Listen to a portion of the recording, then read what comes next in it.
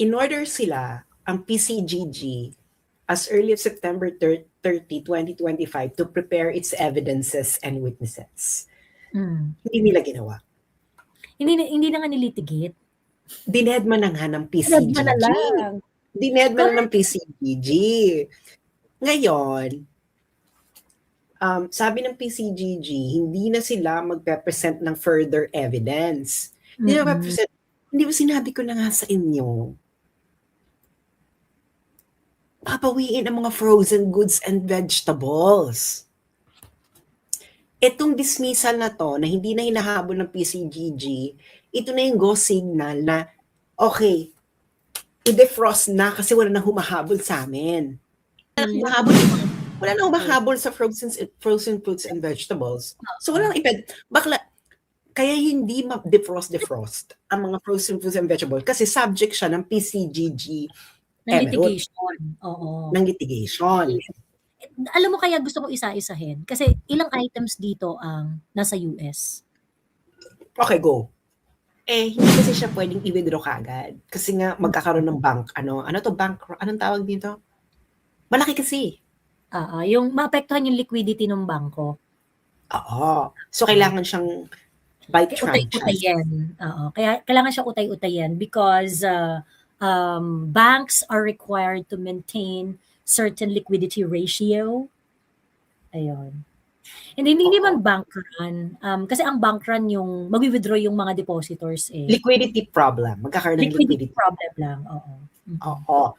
So kailangan siya ng tranches, by tranches. Kaya nga 'di ba, ang chika is 18 years to fully recover everything. So pwede na ang will ni seniors na 90% ng asset ay para sa Pilipino. Ay bakit mapupunta sa pang Pilipino? Yung ang pera ng bayan na para sa Pilipino, di napunta sa Pilipino. Bakit tuto pa rin yung will ni senior? Patay na si senior. Tingin mo yung anak, susundin yung gusto ng ama? Gusto mo ba? Yung nagpalibing nga sa tatay, pinakulong eh. Tapos tutupad pa sa pangako nila. Sa kanchismis sa parangan, si Junior, ang ayaw, to pa rin ang nandun. Oo. Yun ang chismis sa kaparangan. Yung iba, okay na sa kanila na 10%. Pero si Junior, ang ayaw. Gusto niya ng everything, ganyan. At saka ito na yung pera nga ng bayan, hindi napupunta sa bayan eh. Nasa maleta. Ito pang perang nakulimbat na nila eh.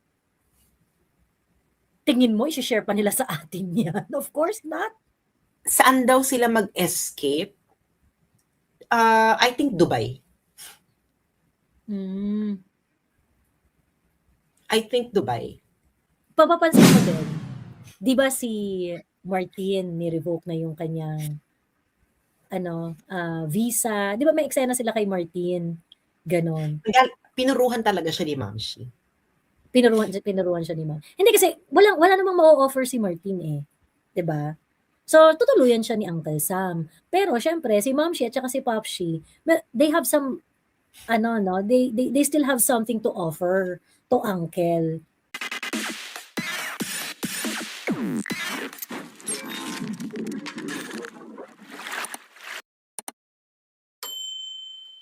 At maya-maya magsasamahan tayo ni ni Ka-Moisture. Kinuha lang niya ang kanyang breakfast sa baba. At kasama na siya magchichikahan ngayong madaling araw, 5 a.m. na ng umaga, June 7, 2026. Ayan, okay? Sa mga gising pa, welcome. At sa mga ibang masusurpresa dahil merong live ng ganitong kaaga, welcome din.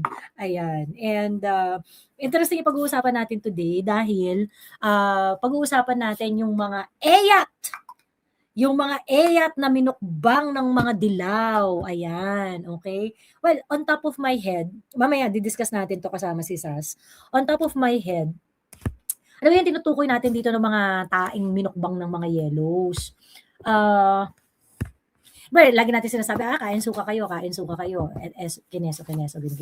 Because, number one, di ba, sila yung sabi ng adik si BBM nun di ba? Adik si BBM, kineso, ganyan.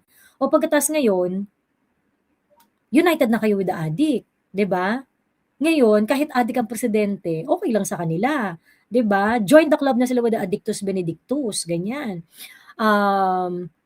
Yung 40 years of calling the Marcoses immoral, mga corrupt ang mga, di ba, they had been saying na corrupt ang mga morals ng mga ng mga Marcoses, hindi na dapat makabalik sa pwesto, kineso, and it was massively syndicated in the span of 4 decades, di ba? But at the time that the Marcoses were able to get back to power, they started becoming silent. Ganon, di ba? So, yung mga ganyang klaseng hechos. The dismissal of the 5 billion ill-gotten wealth cases na bonggang-bonggang pinaglaban ng mga anti-Marcos. 40 years na pinaglaban. And the other day, it was dismissed by the Sandigan Bayan. And, where's the outrage? Para mga bakla, 40 years yung pinaglaban to. Diba? So, ngayon, hindi na kayo galit? Hindi na kayo galit at laging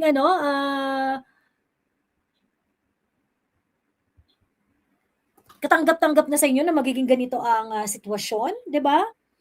During PRRD's time, they are also the ones na magsisigaw na rule of law, kineso, ganyan. Hindi po pwede yung mga ganyan strong words ni PRRD, ganyan. Sundin lang natin ang batas, mga ganong hechos. PRRD is very, very masunurin sa batas, no? Na-offend lang naman sila sa bungangan ng matanda Pero, yun yung drama nila. Whenever they hear PRRD at na-offend sila sa sinasabi ni PRRD, even if hindi naman siya labag sa batas, ang rebat nila parati kay PRRD is, hindi kasi dapat ganyan. Binabraso mo Rule of law tayo. Mga ganong drama, di ba? Mga ganong hechos. Ayun. So, yung pag-uusapan natin mamaya yan lahat, intayin lang natin si Ka-Moisture. Ayan. At kinuha niya ang pagkain. Asa na ba siya? Teka lang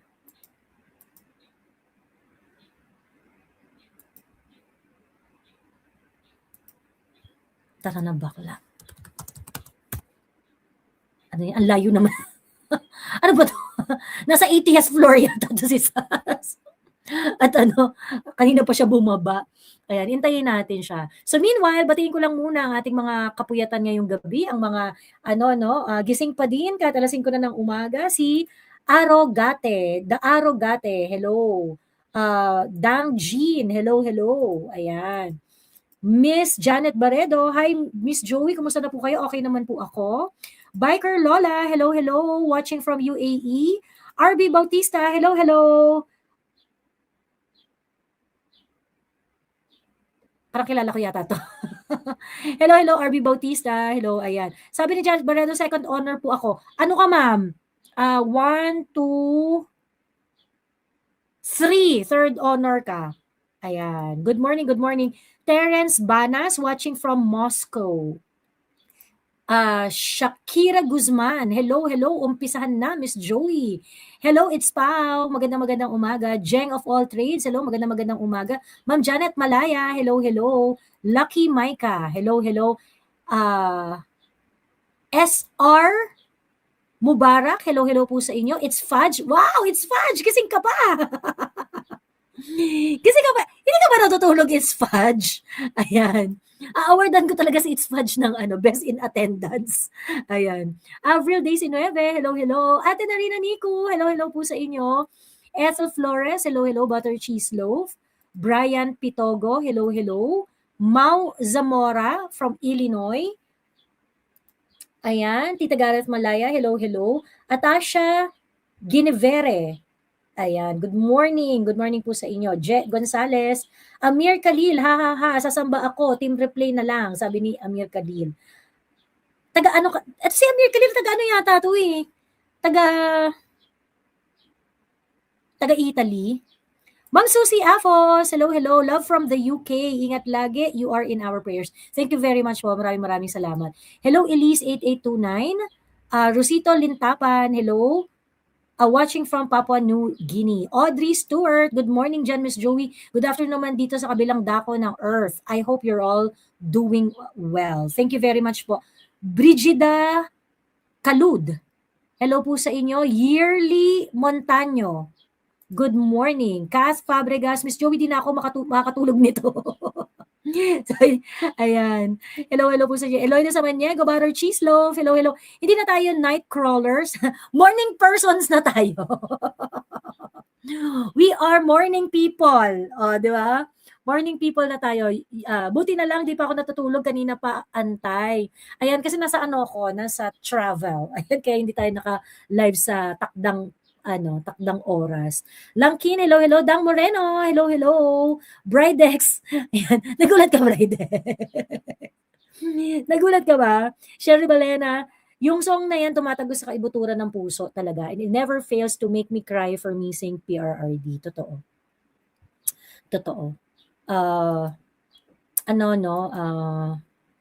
It was us who elaborated on yung test na ginawa nila, yung pag-kidnap nila kay PRRD. Nagvo-viral siya ngayon yung clip na yun Marami mga nag-share sa TikTok at saka sa Facebook. Ayan. Eto na, ang kaalmusalan natin. Ayan. Beka na, Anong clip? Explore ba? Ano ba yung baba? Galing ka ba ng Everest? Tok-tok ng Everest? Tapos bumaba ka ba para kunin ng breakfast? Girl, malayo ang gate mula sa dorm ko. Ano ba? Kala ko na ba naman ito? 80th, nasa 80th floor ba si Saz? Anong clip ang kumakalat? Hindi yung di ba yung sabi mo, we were discussing about, kasama natin si Strictly si Strictly Under Duress, yung they are now very, very bold doon sa mga ginagawa nila. Kasi nga, nung kinidnap nila si PRRD, hindi nag-alsa ang taong bayan. So ngayon, it gave them wide latitude sa kung ano pang mga very, very offensive na mga bagay na pwede nilang gawin. Kasi yung giant in Philippine politics, yung nasa taas ng political totem pole, for them, pinatumba nga namin yan pagkatapos hindi naman nag-cause ng revolusyon. 'Di ba? So, ano ba naman yung dugas-dugasin namin ng konstitusyon? Ano ba naman yung hindi namin sundin ng mga batas, 'di ba? Kung yung very, very popular president, 'di ba? Ginawa namin ng hindi maganda, pero di naman kayo nag-aklas. Ganon. Ayun. Kumakalat siya sa TikTok? Oo, sa TikTok and Facebook. Ayun. Shinare ni Richard Poon. So kumakalat na ang ang panunumbat. ang mabuting balita mula sa talata. Oo, correct. Kumakalat na ang panunumbat ni Elsa. Hello mga bakla, kamusta na kayo? Good morning everyone. Good morning sa mga nagpupuyat. Good morning sa mga naka-duty ng madaling araw at gabi. Bakla ka. Correct. Shout out sa mga VA dyan at sa mga maagang gumising, sa mga papa-exercise na. At gusto ko ring i-shout out ang mga kayumangging kaligatan na Joey, pala natin? Correct! Ang mga pala natin, girl, yan? Ang mga kayumangging kaligatan pa rin, mga admirer pa rin ang moisture natin. Correct. As in, at hindi ko inaasahan ang kanilang pagkakayumanggi ay talagang matingkad na matingkad. Ganon. Alam mo, Diyos ko Lord, no? Ang mga kababayan, ang mga kayumangging kaligatan pala ay how should I put this? Ang mga kayumangging kaligatan pala, mga friends, kaisa natin. Correct. Intindihin niyo na lamang ang mga kayumangging kaligatan dahil katulad natin is, ano rin sila, they are not, sabihin na lang natin, they're just following orders. Ganon. Mm. Oo, oo, Oo, ganyan. oo. Pero kaisa natin sila. Mm. And ka-moisture, ayan din, ka-moisture din. Oh. Correct. Ka-moisture Ka-moist, natin sila. ka-moisture, ano pa ba? Kabarangay, ayan, di ba? Mm. Um, ano pa ba? Anti-bangag din sila. Totoo, oo. So, ano talaga? Tiis Basta may ganda lang chismis. talaga tayo. Oo, may "Bakitin mo ako ma'am, isplok ko sa'yo mga artista na binabanatan mo." Ay baka maano tayo diyan. Naku, hindi mo pwede, naku ha, huwag mo kapalibel-libel, baka mamaya, may, Oo. si Joey mag-cancel na naman to sa ano, ba, sa Leyte. Leyte. Wag ganyan, friend, wag ganyan. Ano lang tayo, cute-cute lang. Ano clue sa kayo, Manggi? Brown. Brown. Laging babad sa araw. Ayan. Ang masasabi ko lang sa Ah, mga kayo, ito naman sa amin sa mga kayo maging kaligatan. Ang mga kayo maging kaligatan friends, kailangan niyo silang bigyan ng encouragement na mm. wag silang magpapalamon sa dilim, ganyan. Correct, correct. Na moist lang dapat sila na na ano, katulad ng mga katulad ng mga nagtatrabaho sa mga social media command centers. Correct. Nagtatrabaho lang sila pero kakampi natin sila. Correct. Ano lang, siyempre, ano, hindi natin mahusgahan yung mga humahasal lang eh, 'di ba, sa buhay. Lumalaban para ano, para sa kanilang mga mahal sa buhay, para sa kanilang mga ano 'no, yung mga nakakita ng oportunidad, gano'n. Eh, yun yung opportunity eh, 'di laban lang, gano'n. So kumbaga parang bigyan natin sila ng space, okey? Bigyan natin sila ng space, wag natin silang masyadong, i-judge ng bonggang-bongga. Kasi, sila ay tumutulong sa sarili nilang pamamaraan para makita natin ang katotohanan, ayan. Oo, hindi ba? Gano'n lang girl. So 'pag may mga nakikita kayo ng mga ng mga, halimbawa mga, troll accounts, sabihan niyo na lang, huwag niyong awayin. Sabihin na lang, naiintindihan namin. Correct.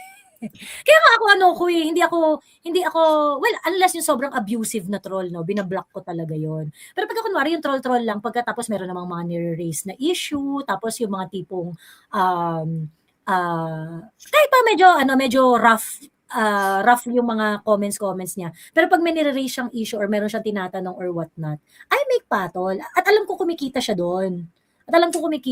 So parang, o sige lang, parang, 100 per comment, 100 per react, o di go para meron kang pagkain sa araw-araw. O, eh di kaya, wala ayaw nila ring ayaw rin nila mabura ang page ko. Sila rin ang nakikipaglaban. Para hindi mabura ang page ko. Kasi inaalaw ko sila eh. O, they can use my page as resibo para sa kanilang mga 100 per comment. O, ganun lang. Ganun lang. Ganun lang. Ano bang topic natin for today? Sa madaling araw. Ang topic natin for today ay ang mga pasintabi na po sa mga nag-aalmusal. Iisa-isahin natin yung mga yung mga kinain, yung mga minukbang na mga eyat nitong mga dilaw. Kasi nga, 'di ba recently, nagkaroon ng Sandigan Bayan Resolution doon sa for feature cases ng mga Marcoses.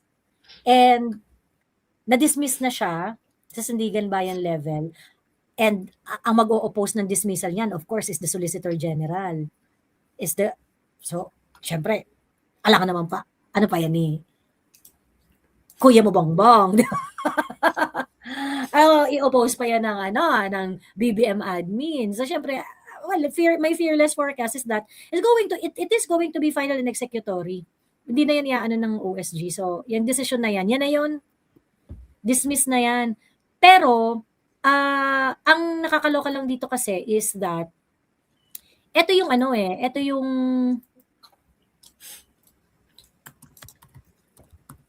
ang tawag dito, ito yung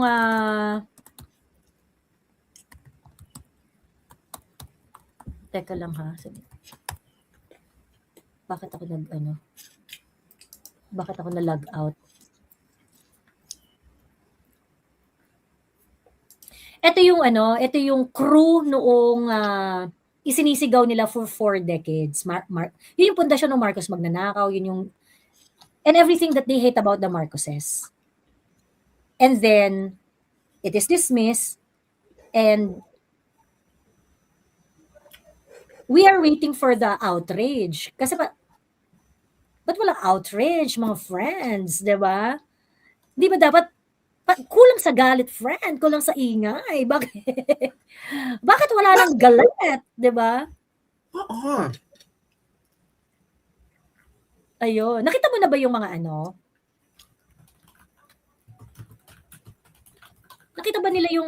nakita mo ba yung mga, ang tawag dito, yung mga subject ng forfeiture? Hindi pa. Pakita mo. Eto, nakalista. So, ito yung subject ng forfeiture, 5 billion US dollars. Ayan. Ang total. Okay, ito siya.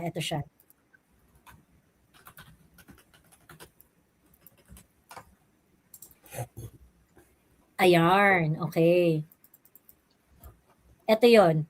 The petition identified this is the petition by PCGG. Ito yung mga na-identify na ill-gotten wealth kuno. Ayan. The other properties which have been identified so far by both the PCGG and the Solicitor General, excluding those involved in the aforementioned civil cases, are approximately 5 billion US dollars. Okay? Inisa-isa to, friend. Ayan. Holding companies, agro-industrial ventures, and other investments identified by Rolando Gapud. Ayan. So, tandaan natin yung mga pangalan na yan, no? Rolando Gapud. Land holdings, buildings, condominium units, mansions, and other houses which the Marcos spouses built, improved, or acquired during their 20-year rule as listed and described in Annex B. And the list of land holdings, buildings, and mansions of the arrival of the Marcoses discovered by the PCGG in 1986.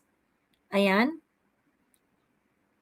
Properties held for Marcoses and surrendered to the government through PCGG as part of the Marcos ill-gotten wealth by his known crony, Jose Y. Campos. Estimated to be about 2.5 billion as of April 8, 1986, aside from the 250 million cash as stated in his affidavit and other documents.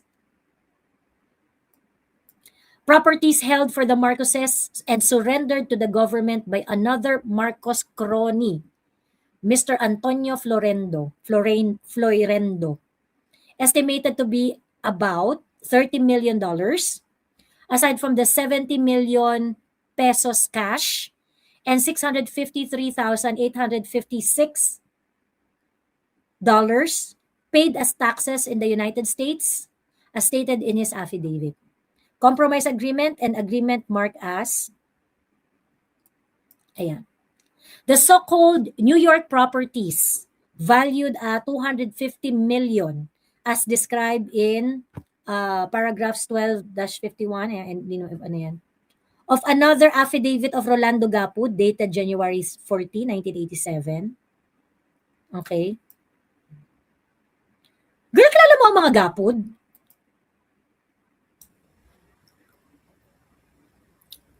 Ang dami niyang property held in behalf of the Marcoses. Ayan, painting and silverwares already sold at public auction in the United States worth $17 million. Aside from jewelries, paintings, and other valuable decorative arts found in Malacanang and in United States, estimated to be about 23.9 million as listed and described, etc., etc.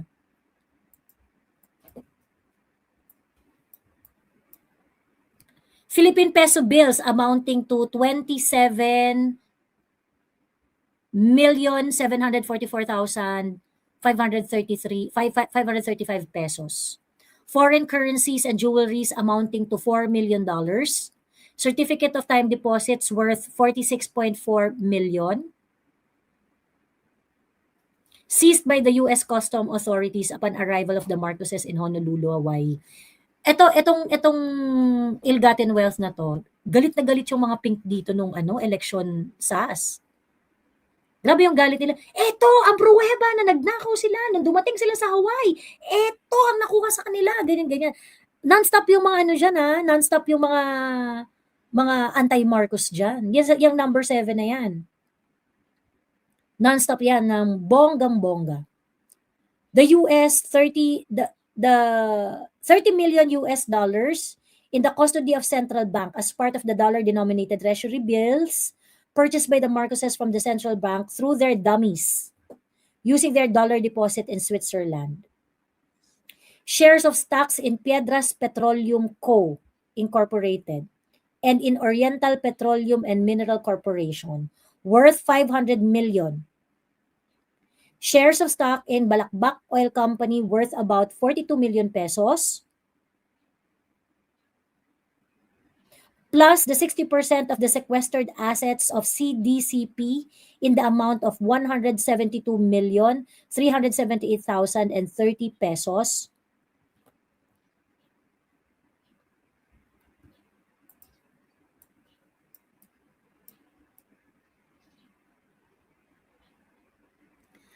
$10 million pesos as described by Jesus Tanchanco, and 45% beneficial ownership in FM in Land Oil, as stated by Jose de Venecia Jr. The amounts of Philippine peso and US dollars deposited in the Securities Bank and Trust Co. for 974,885,480 pesos and 46 centavos, and 6,522,361 and 29 cents US dollars. Total amount of shareholders. Sa makatuwid, ito pa lang nangyari, girl.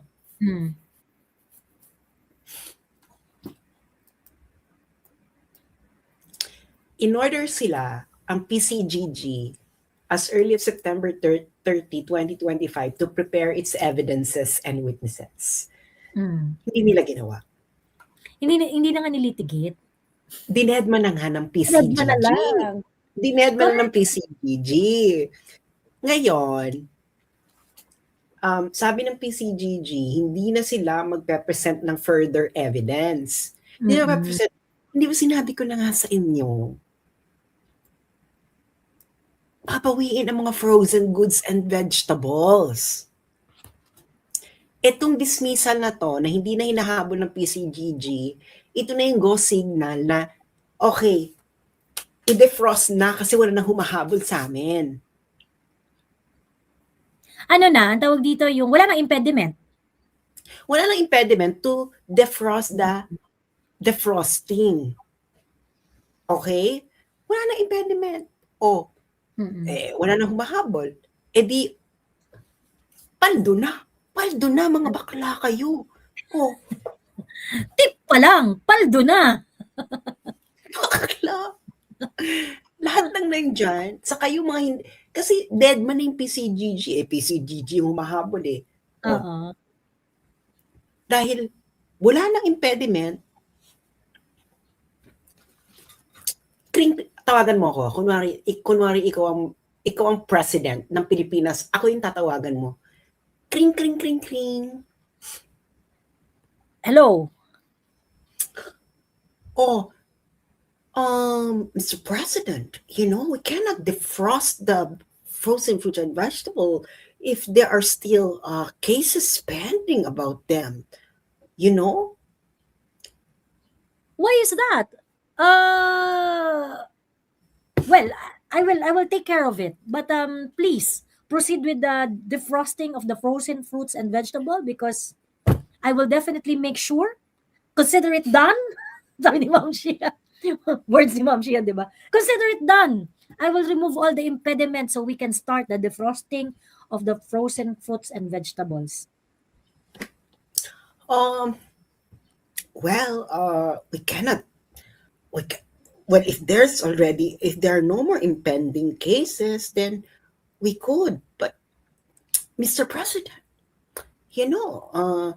we have to be very, very clean about this because our people will go crazy if we defrost this and then there are still pending cases. Give me 4 years and I will take care of it. Alam nyo na. Alam nyo na mga bakla. Siyempre, yung tinawa, ikaw naman kunwari, ang tatawagan ni ako si Mr. President.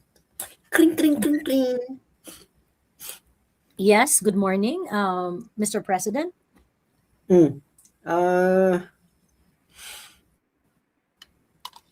I want to make a deal with you. What kind of deal, Mr. President? Well, I will reverse the foreign policy if you can defrost the frozen fruits and vegetables.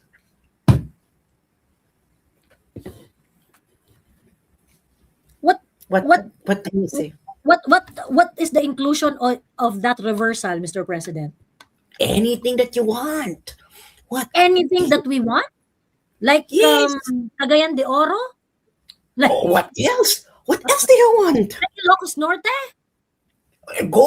What else do you want? Like Cebu? Well, sure. What else do you want? Do you want us to be the second Ukraine? Go ahead. But I want the frozen fruit and vegetables, everything. Okay, you got a deal. And you are going to support us against China. And I'm going to build a fueling station. I will store nuclear missiles in your country. Madam, you can store everything. You can even store your mother everywhere in the Philippines.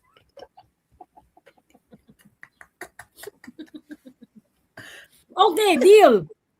Okay, go. But I want the frozen fruits and vegetables. You have a deal, Mr. President. Alam nyo na.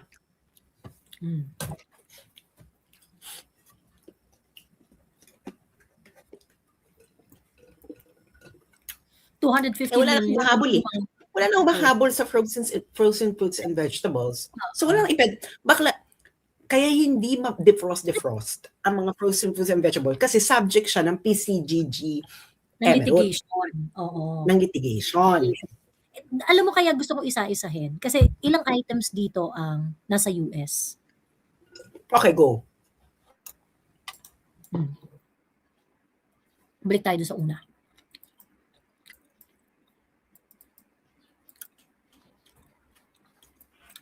Ako.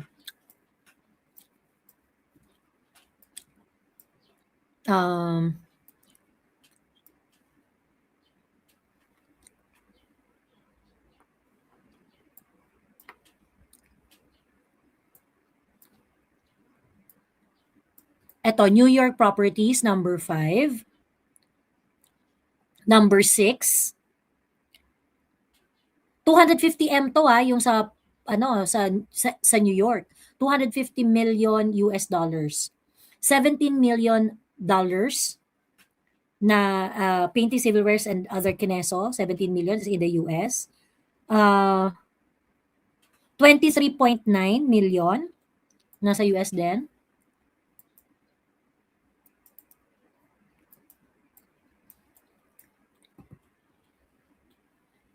Ito, yung number 7, kasi sa Hawaii ito nakuha lahat eh. 27 million pesos in cash, jewelries, $4 million, certificate of time deposit, 46.7. Ang kumuha ay US Custom Authorities upon arrival of the Marcoses in Honolulu, Hawaii. 30M US dollars in the custody of, and the central bank ang may hawak niyan. Okay, tama. Sa Switzerland to, sa Swiss accounts. Patingin sa Switzerland. Patingin sa Switzerland. Eto, 30 million US dollars. In the custody of the central bank, purchased by the markets from the central bank through their dummies using their dollar. Okay. So, tapos, mga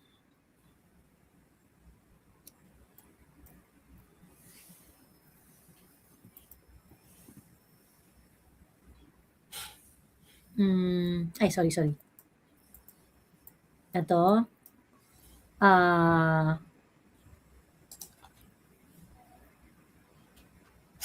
Traders Royal Bank. Ito, 25 million US dollars. Bank deposits in Luxembourg, Hong Kong, Cayman, United States, and other countries which have not yet been fully documented and the approximate amount therein cannot be yet be determined. Ito mabigat, friend. Ayan, tingin mo sa Luxembourg, Hong Kong, Cayman Island, at saka United States. Tingin mo saan dyan ang pinakamaraming deposit? Diba? Luxembourg. Wala pang belt and other countries which have not yet been fully documented. Kita mo. Ayan na yan. Yung number 17, yan ang subject to defrosting. Yung Hong Kong, feeling ko, dyan hindi nagka-chikahan. Kaya bumaliktad. Ayaw nung i-defrost ang Hong Kong, ha? Mr. US, we want defrosting. But we want everywhere. We want the defrosting, but the defrosting should be everywhere in the earth. The defrosting should be climate change level.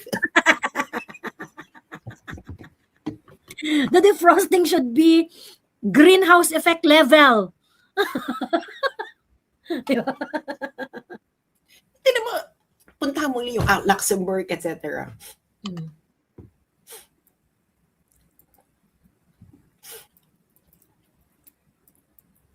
Ito, 17.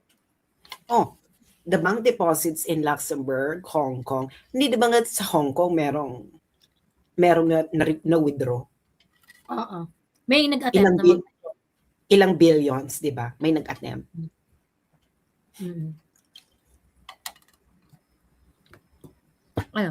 So, Luxembourg, Cayman Islands, United States, and other countries.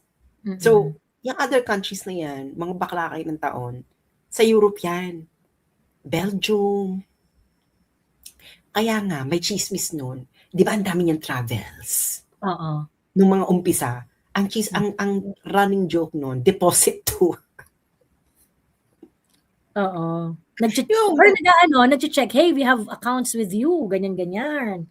Ganon, yung parang, routine inspection. Di ba sa Belgium nga, meron pa siyang chikahan with the king? Ano nga yan?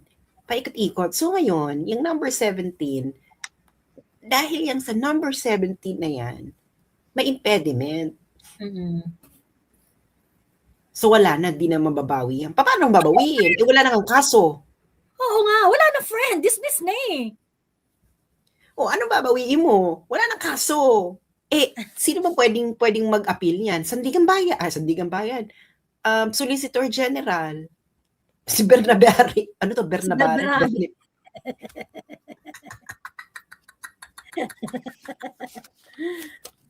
Pustahan tayo kung i-appeal yan ng OSG. I-appeal ng OSG yan. Wala na. Good to go na yan. Diyos ko. So, can you imagine bank deposits in Luxembourg, Hong Kong, Cayman Island, United States, and other countries. So, feeling ko yung Hong Kong, parang, okay na. Dead man na tayo dyan. Basta makuha natin yung Luxembourg, Cayman Islands, United States, and other countries.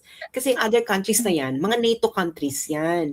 nandiyan ang Switzerland, nandiyan ang Belgium. Yan naman ang saka Germany. Yan naman ang kanilang pinaglagakan ng pera eh. Germany, Belgium, and Switzerland. Switzerland. So, okay na yan. Siguro in other countries, meron din siguro Singapore, no? Meron din siguro, whatchamacallit, meron din siguro, hindi pa siguro uso ang Dubai noon, nung panahon nila. So, malamang yan, Switzerland, Belgium, and Germany. So, nagpunta si BBM sa Belgium noong December 2022. Depositor. To attend a ang tawag dito, to attend a ASEAN Commemorative Summit. Ayun. He met with King Philip of the Belgians and Filipino communities. Ayan. Hindi kasi siya pwedeng i-withdraw kagad. Kasi nga, magkakaroon ng bank, anong tawag dito? Malaki kasi. Yung maapektuhan yung liquidity ng bangko. Oo. So, kailangan siyang by tranches. Utay-utayin. Kaya kailangan siya utay-utayin because banks are required to maintain certain liquidity ratio. Ayun. Hindi man bank run. Kasi ang bank run yung mag-withdraw yung mga depositors eh. Liquidity problem. Magkakaroon ng liquidity problem lang. Oo. So kailangan siya ng tranches, by tranches. Kaya nga 'di ba, ang chika is 18 years to fully recover everything. So pwede na ang will ni seniors na 90% ng asset ay para sa Pilipino. Ay, bakit mapupunta sa pang Pilipino? Yung ang pera ng bayan na para sa Pilipino, di napunta sa Pilipino. Ako sa inyo. Bakit ito pa rin? Bakit ito pa rin? Bakit ito pa rin yung gusto? Bakit ito pa rin yung will ni senior? Patay na si senior. Tingin mo yung anak, susundin yung gusto ng ama? Gusto mo ba? Yung nagpalibing nga sa tatay, pinakulong eh. Tapos tutupad pa sa pangako nila. Sa kanchismis sa kaparangan, si Junior, ang ayaw, to pa rin ang nandun. Yun ang chismis sa kaparangan. Yung iba, okay na sa kanila na 10%. Pero si Junior, ang ayaw. Gusto niya ng everything, ganyan. Ayun.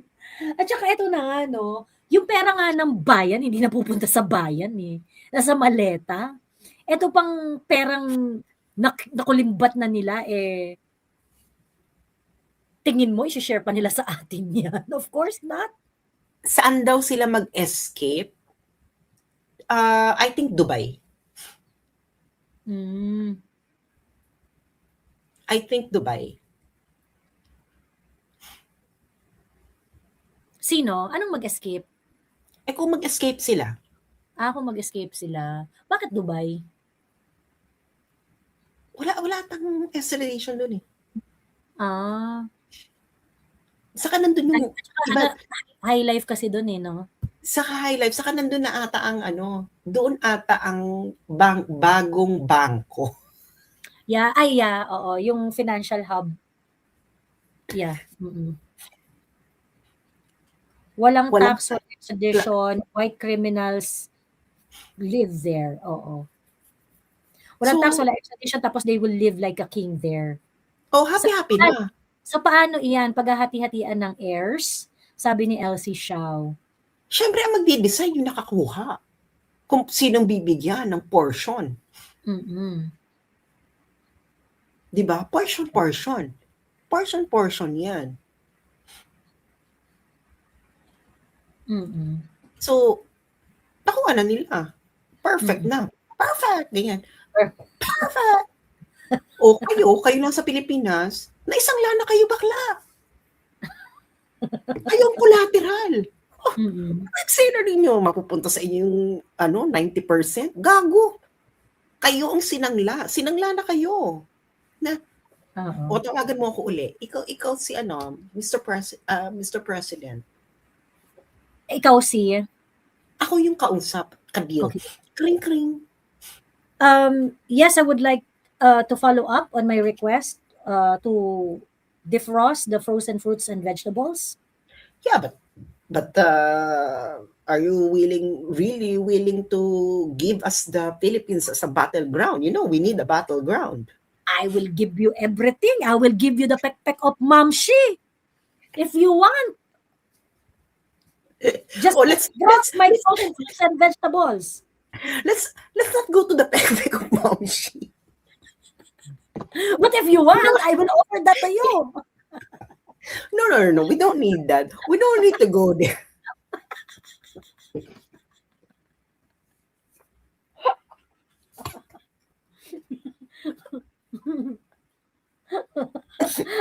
Or I will give you my tubig. What do you want? Hindi mo nakikita kahit anong gawin niya. Dead maang Jumerica. Mm-mm. Walang nagki-criticize sa US Congress and US Senate. Baka grabe na yung corruption. Hindi ba ang hilig ng mga Amerikano, ng mga politiko sa Amerika na pag may nangyayari sa Pilipinas, ang hilig nila mag-comment kahit noong panahon ni PRD, di ba? Ang dami nilang comment. Pati yung mga Europeans, ang dami nilang comment. Ngayon wala silang comment, mga bakla. Slightest provocation, meron silang eksene, di ba? Oh, that is not the killer root of a democratic country. Ganyan, mga ganyan. Yung bakla wala silang comment. Oo. Wala silang ka-comment. Then sila. Pero, hindi. Papapansin mo din, di ba si Martin ni-revoke na yung kanyang visa. Di ba may eksena sila kay Martin? Ganon. Pinuruhan talaga siya ni Mamshi. Pinuruan siya ni Ma'am. Hindi kasi, wala namang ma-offer si Martin eh. Di ba? So, tutuluyan siya ni Uncle Sam. Pero, syempre, si Momshi at saka si Popshi, they have some, they still have something to offer to Uncle. Di ba? So, laban pa, 'di ba? Laban pa hangga't kumpleto ang defrost.